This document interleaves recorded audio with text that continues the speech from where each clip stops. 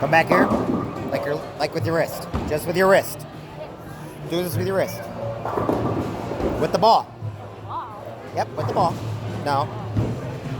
You completely went backwards. All right.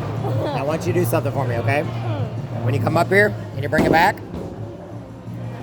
I want you to go towards the center every time with your entire arm.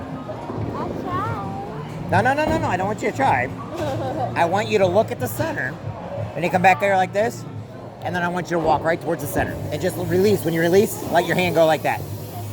Boom. Try it. Just try it. Just go like that. The reason why is because you're going to then point and aim the ball. Okay? Go ahead. Try it.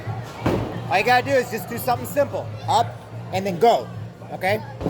You got it. Don't worry. Don't worry about the right things. You're too worried about stuff.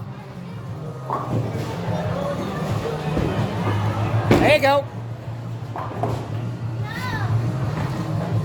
I tried.